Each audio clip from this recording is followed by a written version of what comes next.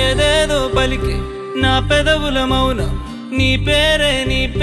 పిలిచేనులే నీ పిచ్చితోనే అల్లాడే ప్రాణం నిన్నే